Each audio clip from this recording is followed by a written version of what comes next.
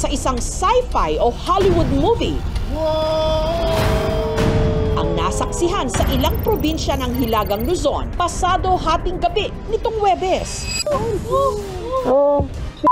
Ang kalangitan kasi biglang nagliwanag sa pagbagsak ng isa. Ayun! Asteroid. Kuha ko yun! Sabi ko lang doon, wow! Oh my gosh! Wow! Pero may iba, hindi namangha. Sa halip, nabahala. Ang pagdaang ito raw kasi ng asteroid, sinabayan din ng mga kakatwang pangyayari. May mga namataan po kasi kaming mga ibon, unusual. Madaling araw tapos sabay-sabay silang umiikot-ikot. Yung maliliit po na bato, bumagsak po sa bubong. Ang pagbulusok ng asteroid, maituturing ba talagang signos o masamang pangitain? Pinapanalangin ko na sana po ay hindi yun mangyayari. Maraming taong maapektuhan. Yun! Uy! Uy! Hapon nitong Miyerkules, nung nabalitaan ng electrical engineer na si John Dean mula Lalo sa Cagayan Province na posibleng may mamataang asteroid sa kanilang probinsya. Kaya matyaga na siyang nag-abang. Mahilig kasi ako sa mga extraterrestrial activities, kaya naisipan kong i-video. Kita ko sa news sa eastern part ng Cagayan, so doon na ako nag-focus. At sa ilang oras na paghihintay, eto na ang bumungad sa kanya. Bluish siya, tapos habang lumalayo, nagiging red. Nakakabulag. Overwhelmed. Bihira ka lang makikita ng ganun na natural phenomenon activities.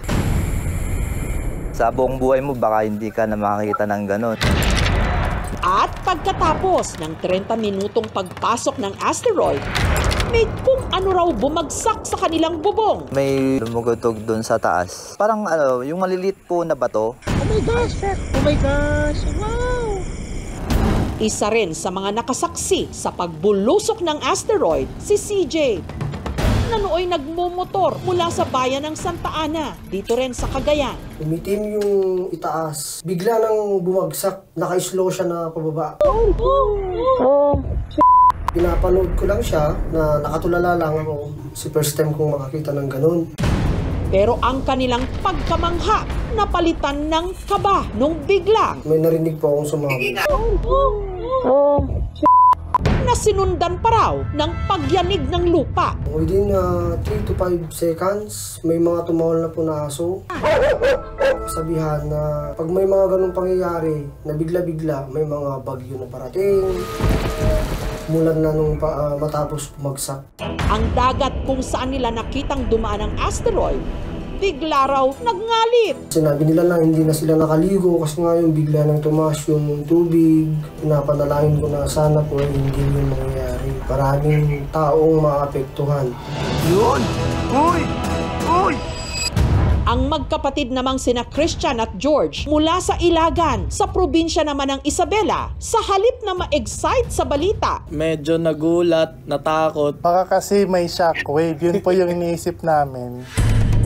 Nakadagdag pa raw sa kanilang kaba. Nung ilang oras bago ang pagbagsak ng asteroid, bigla raw naglipara ng mga puting ibon malapit sa kanilang bahay. Napakadami naman nila na paikot-ikot lang po sa area. Medyo eerie, medyo nakakilabot.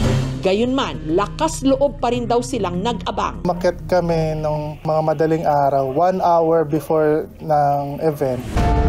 Hanggang sa hindi nga sila nabigo. Habang binivideohan nilang pagbulusok ng nakamamanghang liwanag, nakarinig din daw sila ng kakaibang tunog. Parang kulog na medyo disperse po yung tunog na medyo malayo. Sounds talaga ng isang meteor, katulad dito ng isang jet fighter na nagpo-produce na isang sonic boom associated with the shockwave.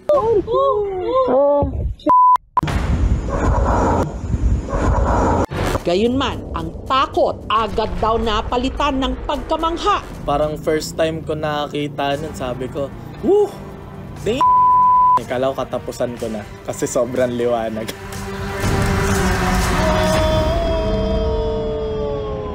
Ayon sa PAG-ASA o ang Philippine Atmospheric Geophysical and Astronomical Services Administration, ang bumagsak na asteroid sa ating atmosphere, ang 2024 RW1 na tinatayang nasa 1 metro ang sukat. Isang bagay na katulad dito is very rare. Ang mga bagay na mga bato na yan sa kalangitan, kapag wala pong interaction sa atmosphere ng Earth, kung tawagin po yan mga meteoroid o kaya asteroid. The moment na pumasok po yan sa atmosphere natin, makikita natin siya as a bulalakaw o shooting star. And then we call it meteors. Siyempre, pagpasok po natin sa atmosphere niyan, and so masusunog siya. Kung malaki siya, yung pinaka-nucleus na matitira doon, nakakasurvive. At pag yun ang tumama sa lupa, yun ang magkikreate ng konting crater, tatawagin natin yun, meteorite naman. Ang prediksyon ukol sa 2024 RW1, hapon na ng Miyerkules na iulat ng isang organization. Kaya hindi raw sila agad nakapag-abiso sa publiko. Normally, ay gumagawa kami ng press statement before that. Pero ang nangyari kasi, nung kinumpute nila ang trajectory, ilang oras lang, ay magpo-point of entry na. So ang nangyari doon, ipinakalat namin yung lahat ng mga information. Kaya ang ating mga kababayan ay na-alerto ng tungkol doon. Ayun! Ang 2024 RW1, ika-9 na asteroid na na-detect sa kasaysayan ng ating planeta. Pero ang tanong ngayon, saan kaya bumagsak ang 2024 RW1? Yun nga ang magiging disaster and threat kapag medyo malaki at kung sa lupa tatama, kung halimbawa matsyempuhan ka noon. Alam naman natin ang history na kung bakit nawala ang dinosaurs. Pero bihira ngayon yan bihirang mangyari yun. Ina-expect po na ang 1 meter na ito, na pagka pumasok sa atmosphere natin, ay talagang masusunog na lahat. At kung may nakasurvive man siya, sa dagat babaksak.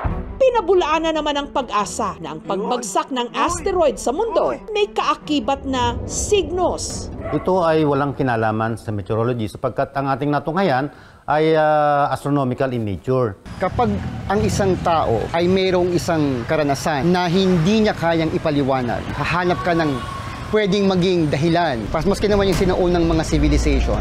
Kapag ang isang bagay nasa kalangitan, ang unang tendency kaagad is something is from a heavenly power. Yun! Uy! Uy! Dahil sa nakamamangha at napakapambihirang phenomenon, ang makakita ng asteroid sa ating kalawakan, hindi nakagulat-gulat. Kung kakabit na rin nito ang kung ano-anong mga paniniwala at kwentong bayan. Ayun! Sa kasaysayan ng sangkatauhan. Oh my gosh! Wow! Thank you for watching, mga kapuso. Kung nagustuhan niyo po ang videong ito, subscribe na sa GMA Public Affairs YouTube channel. And don't forget to hit the bell button for our latest updates.